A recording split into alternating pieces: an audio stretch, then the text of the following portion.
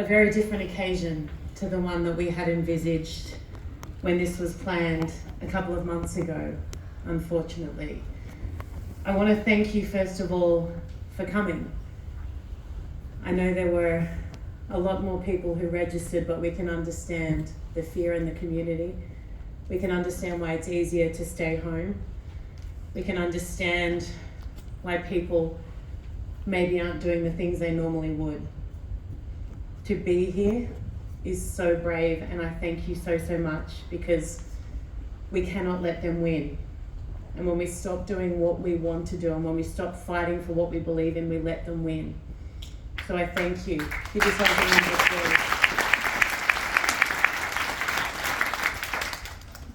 I don't ever write speeches or prepare in a kind of traditional way for these kind of events, because I like to speak to you from the heart. I want you to know that what I'm saying is authentic. I believe it. I feel it. It's real. This occasion felt bigger to me because of what happened in Bondi. And yesterday I sat down and I tried to write words, and I started again, and I actually just stopped myself and thought, no, I'm going to do what I've always done, which is just talk to you from the heart. So please don't think it's a lack of care or preparedness that I don't have a script here. It's because I want to just tell you what I feel and what I think, which is what I normally do. I've also been told to be conscious of the fact we are in Parliament House. I'll say that I heard that and I'll take it on board, but I will tell you exactly what I think.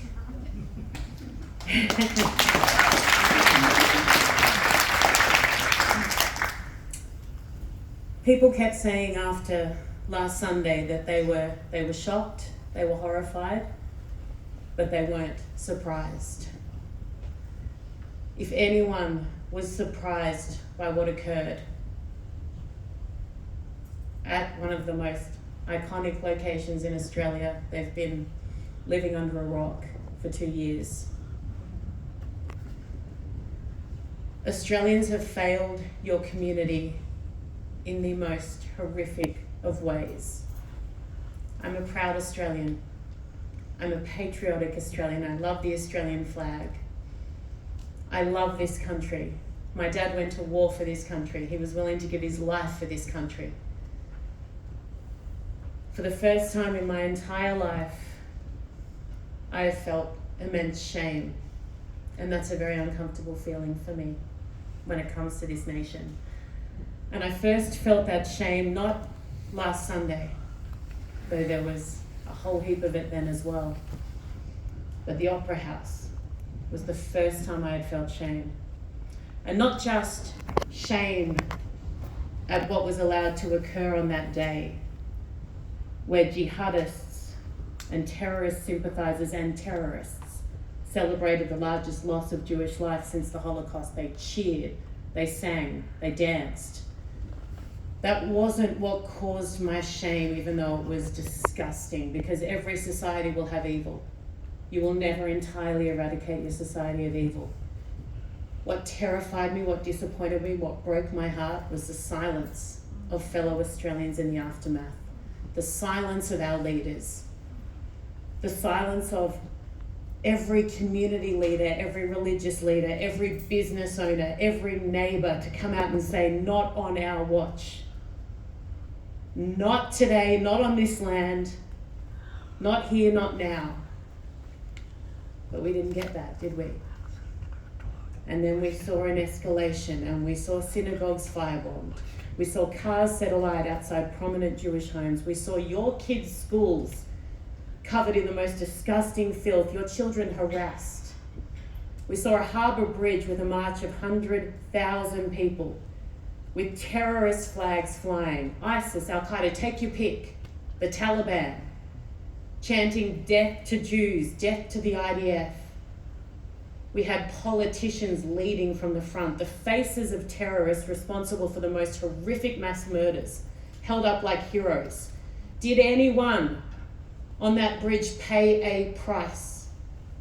Not for free speech, that ain't free speech. The answer is no.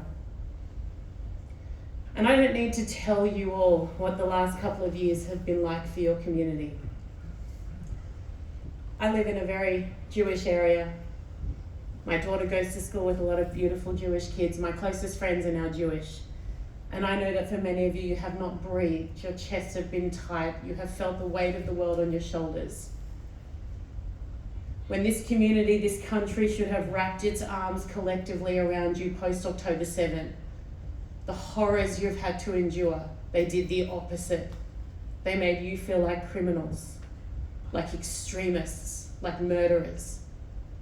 Not one Jewish person I have ever met ever asked this country to choose between them and kids in Gaza. Ever. But that's how it was suddenly framed. It was complete insanity. And it was all allowed to happen. And not just by weak leadership, but my Lord, they have been weak. And it would be criminal of me to stand up here and pretend otherwise just because we are here in this building. I will show respect absolutely to the occasion and to the place, but I will not lie. They have been horrifically weak, and it has cost lives.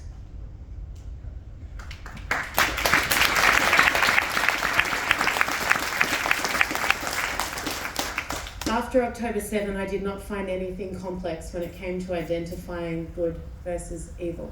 It was very clear to me from the word go.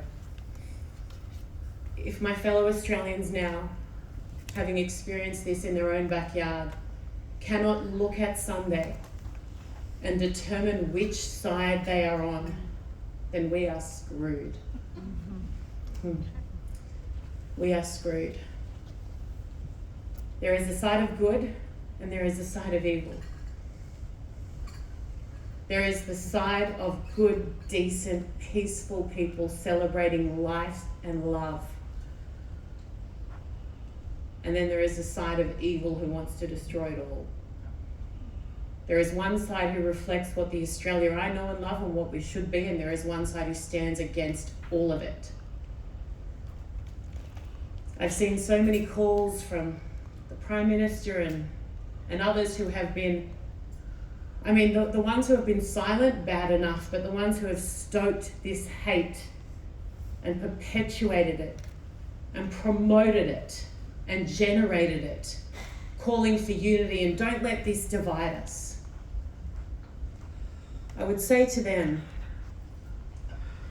we can sit in a circle and we can hold hands and we can sing Kumbaya till the cows come home, but if we are not willing to do what is hard, our kids will still die. They will still die. We cannot fight an evil we refuse to name.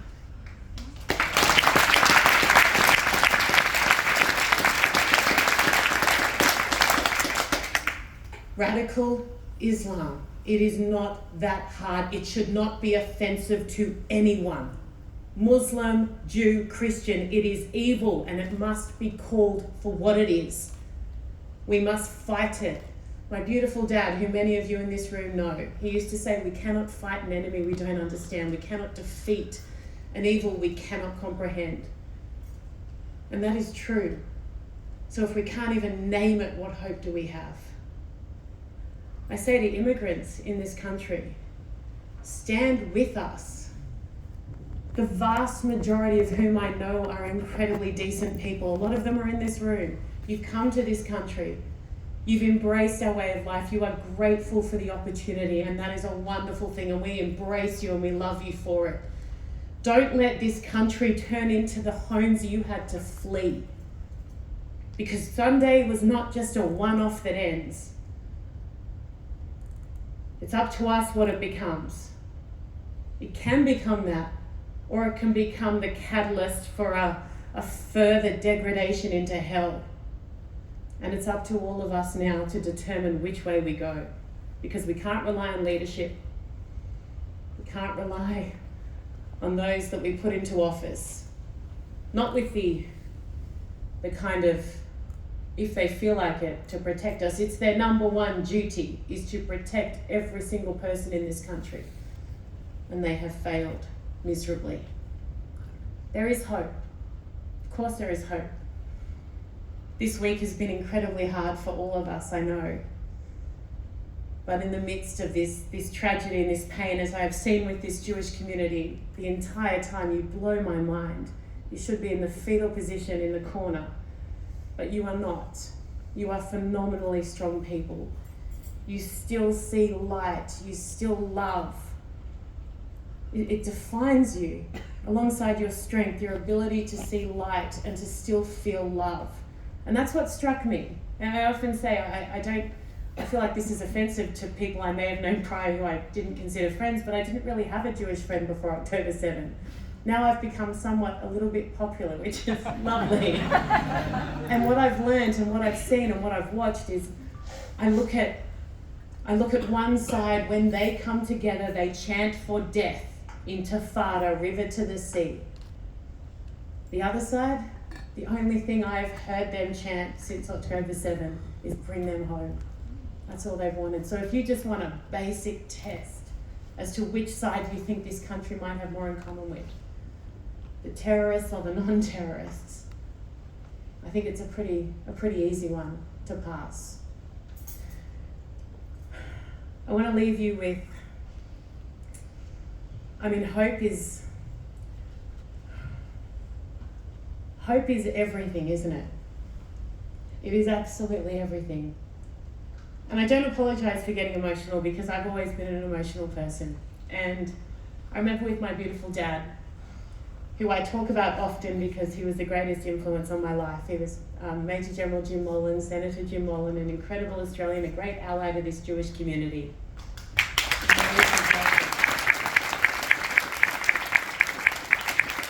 We lost him to prostate cancer a couple of years ago, and I used to say to Mum and my siblings, and I'm okay. I will survive as long as they give us hope, as long as we have hope.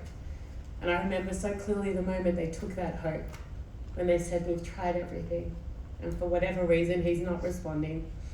You know, Al-Qaeda tried to kill him in Iraq and Afghanistan, the Middle East. None of them could. This did, though, unfortunately. And that's the moment that I broke, is when they took hope. The one thing we must promise ourselves, and we must stick with, and we must stay strong, is to not ever let these scumbags take our hope. Never, ever, ever. And they won't. I know they won't. Because you're too strong, and you're too powerful, and you're too amazing, and your kids deserve you to never lose hope. This country is full of the most incredible people. I know that. And I hope if anything comes out of this, that we can even frame in some way as positive. And I know that's hard now, only a week after. Let it be that this country, this silent majority, finds its roar, and on your behalf comes out and does what every Australian I know can do and should do, and that is stand not just alongside you and not just stand there, but speak for you. Shut down hate. In 100 years, our kids, and their kids will learn about this moment. They will learn about what happened on Sunday. They will learn about the incredible acts of bravery. And almost more importantly, they will learn about what this country did next. Please, God, let it be the most inspiring lesson, and not another lesson in failure and weakness and moral cowardice. I have hope, and I hope that you all do as well. Thank you so much for having me.